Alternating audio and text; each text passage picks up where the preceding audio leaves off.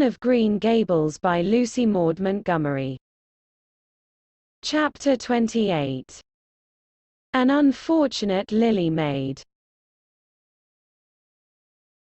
"Of course you must be Elaine, Anne," said Diana. "I could never have the courage to float down there." "Nor I," said Ruby Gillis, with a shiver. "I don't mind floating down when there's 2 or 3 of us in the flat and we can sit up. It's fun then. But to lie down and pretend I was dead, I just couldn't. I'd die really of fright." "Of course it would be romantic," conceded Jane Andrews, "but I know I couldn't keep still. I'd be popping up every minute or so to see where I was and if I wasn't drifting too far out. And you know, Anne, that would spoil the effect. But it's so ridiculous to have a red-headed Elaine," mourned Anne. "I'm not afraid to float down and I'd love to be Elaine. But it's ridiculous just the same. Ruby ought to be Elaine because she is so fair and has such lovely long golden hair. Elaine had all her bright hair streaming down, you know. And Elaine was the Lily Maid. Now, a red-haired person cannot be a Lily Maid." "Your complexion is just as fair as Ruby's," said Diana earnestly, "and your hair is ever so much darker than it used to be before you cut it." "Oh, do you really think so?" exclaimed Anne, flushing sensitively with delight. "I've sometimes thought it was myself, but I never dared to ask anyone for fear she would tell me it wasn't." "Do you think it could be called auburn now, Diana?" "Yes, and I think it is real pretty," said Diana, looking admiringly at the short, silky curls that clustered over Anne's head and were held in place by a very jaunty black velvet ribbon and bow. They were standing on the bank of the pond, below Orchard Slope, where a little headland fringed with birches ran out from the bank.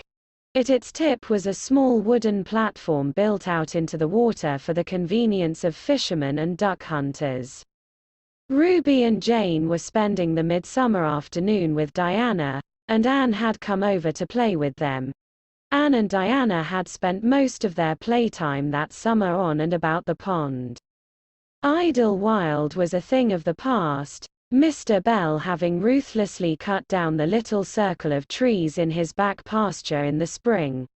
Anne had sat among the stumps and wept, not without an eye to the romance of it. But she was speedily consoled, for, after all, as she and Diana said, big girls of 13, going on 14, were too old for such childish amusements as playhouses, and there were more fascinating sports to be found about the pond.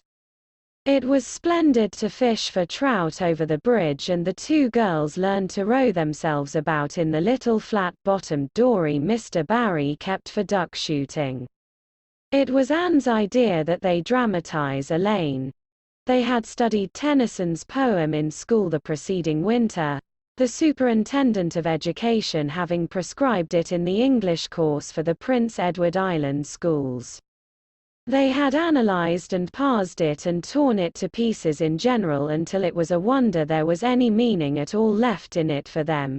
But at least the fair Lily Maid and Lancelot and Guinevere and King Arthur had become very real people to them, and Anne was devoured by secret regret that she had not been born in Camelot. Those days, she said, were so much more romantic than the present. Anne's plan was hailed with enthusiasm. The girls had discovered that if the flat were pushed off from the landing place it would drift down with the current under the bridge and finally strand itself on another headland lower down which ran out at a curve in the pond. They had often gone down like this and nothing could be more convenient for playing Elaine. "Well, I'll be Elaine," said Anne, yielding reluctantly, for, although she would have been delighted to play the principal character, yet her artistic sense demanded fitness for it, and this, she felt, her limitations made impossible. "Ruby, you must be King Arthur and Jane will be Guinevere and Diana must be Lancelot. But first you must be the brothers and the father." We can't have the old dumb servitor because there isn't room for two in the flat when one is lying down. We must pull the barge all its length in blackest samite. That old black shawl of your mother's will be just the thing, Diana." The black shawl having been procured, Anne spread it over the flat and then lay down on the bottom, with closed eyes and hands folded over her breast. "Oh, she does look really dead," whispered Ruby Gillis nervously, watching the still, white little face under the flickering shadows of the birches. "It makes me feel frightened, girls. Do you suppose it's really right to act like this? Mrs. Lynde says that all play acting is abominably wicked." "Ruby, you shouldn't talk about Mrs. Lynde," said Anne severely. "It spoils the effect because this is hundreds of years before Mrs. Lynde was born. Jane, you arrange this. It's silly for Elaine to be talking when she's dead." Jane rose to the occasion.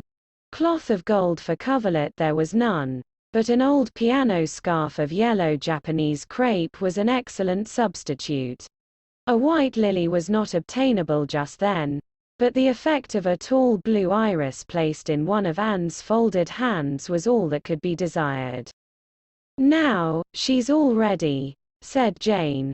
"We must kiss her quiet brows and, Diana, you say, 'Sister, farewell forever,' and Ruby, you say, 'Farewell, sweet sister,' both of you as sorrowfully as you possibly can. Anne, for goodness sake smile a little. You know Elaine, lay as though she smiled. That's better. Now push the flat off." The flat was accordingly pushed off, scraping roughly over an old embedded stake in the process. Diana and Jane and Ruby only waited long enough to see it caught in the current and headed for the bridge before scampering up through the woods, across the road, and down to the lower headland where, as Lancelot and Guinevere and the king, they were to be in readiness to receive the Lily Maid. For a few minutes Anne, drifting slowly down, enjoyed the romance of her situation to the full. Then something happened not at all romantic. The flat began to leak. In a very few moments it was necessary for Elaine to scramble to her feet, pick up her cloth of gold coverlet and pall of blackest samite and gaze blankly at a big crack in the bottom of her barge through which the water was literally pouring. That sharp stake at the landing had torn off the strip of batting nailed on the flat. Anne did not know this, but it did not take her long to realize that she was in a dangerous plight. At this rate the flat would fill and sink long before it could drift to the lower headland. Where were the oars? Left behind at the landing. Anne gave one gasping little scream which nobody ever heard. She was white to the lips, but she did not lose her self-possession. There was one chance, just one. "I was horribly frightened," she told Mrs. Allen the next day, and it seemed like years while the flat was drifting down to the bridge and the water rising in it every moment. "I prayed, Mrs. Allen, most earnestly, but I didn't shut my eyes to pray, for I knew the only way God could save me was to let the flat float close enough to one of the bridge piles for me to climb up on it. You know the piles are just old tree trunks and there are lots of knots and old branch stubs on them. It was proper to pray, but I had to do my part by watching out and right well I knew it. I just said, 'Dear God, please take the flat close to a pile and I'll do the rest,' over and over again. Under such circumstances you don't think much about making a flowery prayer. But mine was answered, for the flat bumped right into a pile for a minute and I flung the scarf and the shawl over my shoulder and scrambled up on a big providential stub. And there I was, Mrs. Allen, clinging to that slippery old pile with no way of getting up or down. It was a very unromantic position, but I didn't think about that at the time. You don't think much about romance when you have just escaped from a watery grave. I said a grateful prayer at once, and then I gave all my attention to holding on tight, for I knew I should probably have to depend on human aid to get back to dry land. The flat drifted under the bridge and then promptly sank in midstream. Ruby, Jane, and Diana, already awaiting it on the lower headland, saw it disappear before their very eyes and had not a doubt but that Anne had gone down with it. For a moment they stood still, white as sheets, frozen with horror at the tragedy. Then, shrieking at the tops of their voices, they started on a frantic run up through the woods, never pausing as they crossed the main road to glance the way of the bridge. Anne, clinging desperately to her precarious foothold, saw their flying forms and heard their shrieks. Help would soon come, but meanwhile her position was a very uncomfortable one. The minutes passed by, each seeming an hour to the unfortunate Lily Maid. Why didn't somebody come? Where had the girls gone? Suppose they had fainted, one and all. Suppose nobody ever came. Suppose she grew so tired and cramped that she could hold on no longer. Anne looked at the wicked green depths below her, wavering with long, oily shadows, and shivered. Her imagination began to suggest all manner of gruesome possibilities to her. Then, just as she thought she really could not endure the ache in her arms and wrists another moment, Gilbert Blythe came rowing under the bridge in Harmon Andrews's dory. Gilbert glanced up and, much to his amazement, beheld a little white scornful face looking down upon him with big, frightened but also scornful grey eyes. "Anne Shirley, how on earth did you get there?" he exclaimed. Without waiting for an answer he pulled close to the pile and extended his hand. There was no help for it. Anne, clinging to Gilbert Blythe's hand, scrambled down into the dory, where she sat, drabbled and furious, in the stern with her arms full of dripping shawl and wet crepe. It was certainly extremely difficult to be dignified under the circumstances. "What has happened, Anne?" asked Gilbert, taking up his oars. "We were playing Elaine," explained Anne frigidly, without even looking at her rescuer, "and I had to drift down to Camelot in the barge. I mean the flat. The flat began to leak and I climbed out on the pile. The girls went for help. Will you be kind enough to row me to the landing?" Gilbert obligingly rowed to the landing and Anne, disdaining assistance, sprang nimbly on shore. "I'm very much obliged to you," she said haughtily as she turned away. But Gilbert had also sprung from the boat and now laid a detaining hand on her arm. "Anne," he said hurriedly, "look here. Can't we be good friends? I'm awfully sorry I made fun of your hair that time. I didn't mean to vex you and I only meant it for a joke. Besides, it's so long ago. I think your hair is awfully pretty now, honest I do. Let's be friends." For a moment Anne hesitated. She had an odd, newly awakened consciousness under all her outraged dignity that the half-shy, half-eager expression in Gilbert's hazel eyes was something that was very good to see. Her heart gave a quick, queer little beat. But the bitterness of her old grievance promptly stiffened up her wavering determination. That scene of 2 years before flashed back into her recollection as vividly as if it had taken place yesterday. Gilbert had called her carrots, and had brought about her disgrace before the whole school. Her resentment, which to other and older people might be as laughable as its cause, was in no whit allayed and softened by time seemingly. She hated Gilbert Blythe. She would never forgive him. "No," she said coldly, "I shall never be friends with you, Gilbert Blythe. And I don't want to be." "All right." Gilbert sprang into his skiff with an angry color in his cheeks. "I'll never ask you to be friends again, Anne Shirley. And I don't care either." He pulled away with swift defiant strokes, and Anne went up the steep, ferny little path under the maples. She held her head very high, but she was conscious of an odd feeling of regret. She almost wished she had answered Gilbert differently. Of course, he had insulted her terribly, but still, altogether, Anne rather thought it would be a relief to sit down and have a good cry.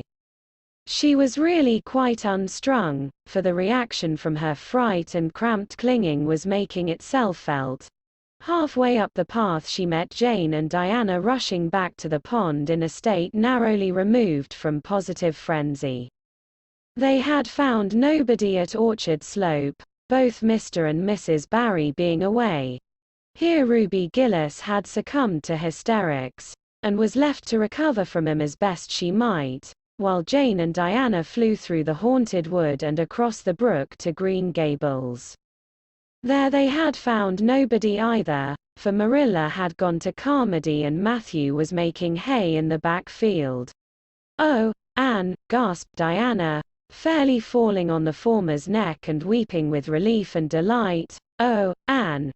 We thought you were drowned, and we felt like murderers, because we had made you be Elaine. And Ruby is in hysterics. Oh, Anne, how did you escape?"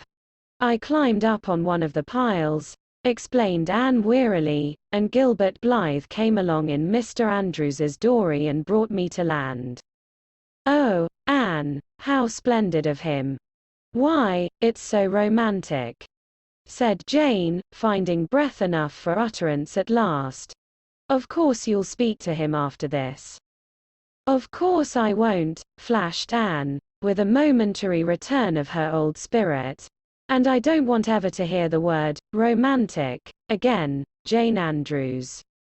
I'm awfully sorry you were so frightened, girls. It is all my fault. I feel sure I was born under an unlucky star. Everything I do gets me or my dearest friends into a scrape. We've gone and lost your father's flat, Diana, and I have a presentiment that we'll not be allowed to row on the pond any more." Anne's presentiment proved more trustworthy than presentiments are apt to do. Great was the consternation in the Barry and Cuthbert households when the events of the afternoon became known. "Will you ever have any sense, Anne?" groaned Marilla. "Oh, yes, I think I will, Marilla," returned Anne optimistically. A good cry, indulged in the grateful solitude of the East Gable, had soothed her nerves and restored her to her wonted cheerfulness. "I think my prospects of becoming sensible are brighter now than ever." "I don't see how," said Marilla. "Well," explained Anne, "I've learned a new and valuable lesson today. Ever since I came to Green Gables I've been making mistakes, and each mistake has helped to cure me of some great shortcoming. The affair of the amethyst brooch cured me of meddling with things that didn't belong to me. The haunted wood mistake cured me of letting my imagination run away with me. The liniment cake mistake cured me of carelessness in cooking. Dyeing my hair cured me of vanity. I never think about my hair and nose now, at least, very seldom. And today's mistake is going to cure me of being too romantic. I have come to the conclusion that it is no use trying to be romantic in Avonle. It was probably easy enough in towered Camelot hundreds of years ago, but romance is not appreciated now. I feel quite sure that you will soon see a great improvement in me in this respect, Marilla." "I'm sure I hope so," said Marilla skeptically. But Matthew, who had been sitting mutely in his corner, laid a hand on Anne's shoulder when Marilla had gone out. "Don't give up all your romance, Anne," he whispered shyly. "A little of it is a good thing. Not too much, of course. But keep a little of it, Anne, keep a little of it."